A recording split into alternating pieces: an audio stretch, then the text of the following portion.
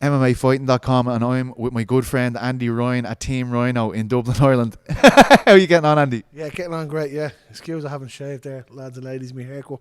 Going now 2:30 to Mark's Barbers to get it done.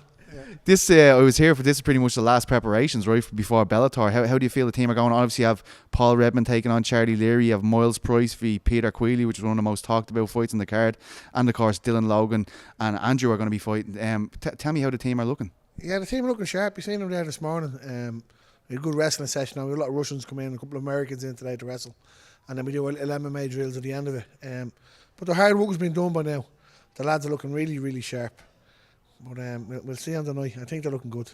It's amazing, right? Because this news about Sky Sports just broke yesterday. Now there was already big talk about why isn't Paul Redmond on the main card, but now that he won't be on Sky Sports, it even feels a bit more like, is that annoying for you as a guy who's been overseeing this guy's career since day one? Yeah, it's not annoying. It's when I look at it, I say I don't see the sense. Like every media outlet, that's the first thing I got when the Sky thing. I got loads of texts saying, "What's Sky Red's not on Sky?" Like he's probably him and Charlie are probably the most experienced fighters on the card.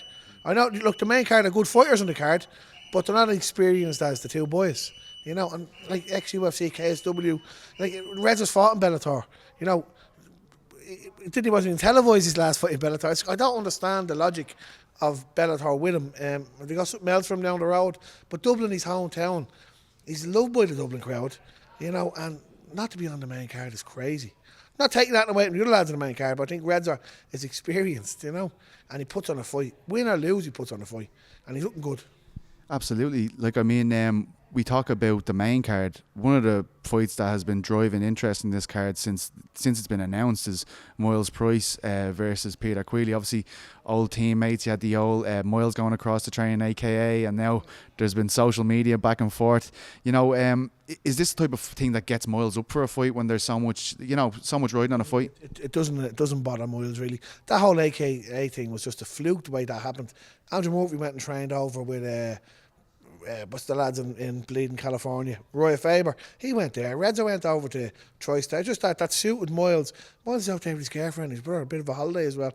So it just happened to be the time when Khabib was fighting McGregor, and people then took offence to it. But what's he meant to do? It's a bit crazy. Is that a bit much when you see the kind of we're going to be flying the flag? Obviously you guys are a well-known Irish team as well. Does that make any sense to you? Listen, we're a well-known Irish team, and so is SBG. They're the big team in the country. But so what? Where you training? Who you training with? When it comes down to it, you're not going to be fighting, fucking Khabib, or he's not gonna, they're fighting each other. You know what I mean? So forget about what everyone else is doing. Concentrate on your own bleeding fight. Is there anything when you look up this card, there's obviously 15 SBG guys on the card. Is there anything where you kind of feel like if Reds was in a different affiliation, maybe on that main card? Yeah, probably if Reds was fighting with Johnny be on the main card. Yeah, it's a bit crazy. For me, it's great that Bellator is here, and I hope to really push the card. But it's just really a Bama 2.0, isn't it? Everything's the same. But look, let's see what happens tonight. I think it's going to sell out. I'm selling as many tickets as I can. I'm pushing them here in the gym. And I hope it does well. But what Bellator is going to look at and say is there's more than two gyms than SBG and Team Rhino. There's loads of pros out there. I heard Barry's a couple of pros couldn't get lads on, and there's a few pros in Chris Fields' gym, isn't there? And I think I heard Philip Peter was trying to get onto the show. He would have been a great lad to be on that show. How experienced is Philip? One of the, at least like Reds are, That's what I look and start to say. There's some great lads out there can't get on this, and then other lads are on the show. It's a bit mad. But I think, Bellator come in here, spread the love a little bit. Like, there's must be great lads in Rodney Moore's gym and lads in the FII, there's lads all over the place. Pros wise, you know what I mean?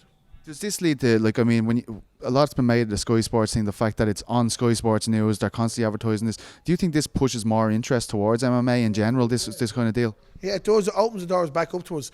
As I said, we had the golden era of MMA in Ireland with Neil Seary and Cattle Panda and all them lads, Paddy Hoolan, Ash. That was a great time, in Irish MMA. Stadiums were packed out, and some of the best nights in Irish MMA were here. Seary winning his world title, McGregor winning the titles in the Helix. It was brilliant. Then I had a bit of a slump then, and then I suppose we got a bit big for our boots. I suppose everything was then UFC. We forgot about the smaller type of shows. So I think Irish MMA is rebuilding. We had our own show there, K Warriors Academy, last week. 22 amateur fighters on it. Killers. But they all look like pros. They all train like pros. That's the way the game is going. You know, so it'd be good to see a platform for them to step up to, you know, and I think you got to open it up to a few more gyms to allow that, you know. When you look, obviously, you know, we have Andrew Murphy on the card as well, but obviously when you look at Myles and Paul, a lot of people, when these guys were signed to Bellator, it's kind of like, will these get the chance to go on and fight big international names? Do you see, like, I mean, if you can see everything goes according to plan, Myles gets a win against Peter, Paul gets a win over Charlie, do you feel like that's where you want to see them next, kind of pushed into international opposition? I have to say, fair play to Jude. Like, Jude said it to me, we want Redzer on America. They actually offered the Redzer a fight on America to show before the Irishman against a huge big name. And, you know, they said, no, we want him on. You know, he's on a good contract.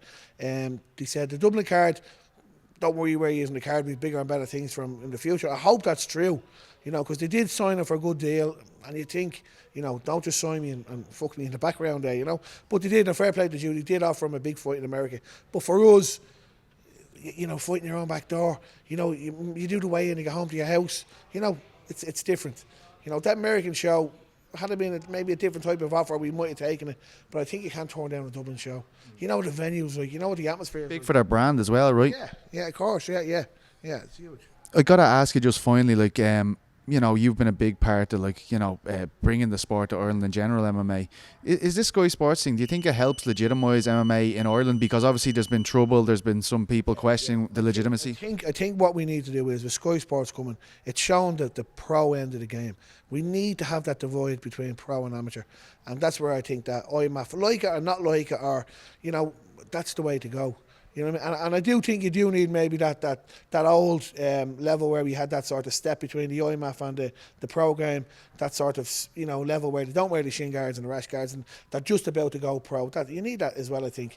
But I think definitely what we need the public to see, you know, this is professional MMA, it's on Sky Sports, it's a really big deal, like the pro boxing. No, this is amateur MMA, where your kids come and train. And I think when government officials and people that don't like it, look, they see Conor McGregor. They need to recognise the distinction. My lad Paddy Wilkinson over in Bahrain, or Lee Hammond over there winning world titles. You know, fighting as an amateur, fighting every day of the week, weighing in at 6 in the morning, cutting weight, getting on the scales, fighting every day. You wouldn't do that as a pro, you know what I mean? So it was, I think that's the distinction that needs to be done, especially for the Sports Council.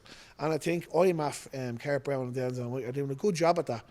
But I just think we need to open, the government need to open their eyes a little bit and say, no, when you see Conor McGregor or Neil Seary or any of these Bellator lads, that's a professional show. This is amateur MMA. It's different. It's like you watch them shows for the pro boxing, the hype of them, and, you know, the back and forth, the interviews. And it's all part of selling, yeah. You don't see that at an amateur world championships because there's none of that. They're in a hotel. There's, like, you go to the amateur worlds and there's 300 or 400 lads staying together and eating together and they're fighting the next day against each other. You don't see that in the pro game, you know. Yeah. So I think that's the big distinction. Pro, amateur needs to be sorted. You know what I mean?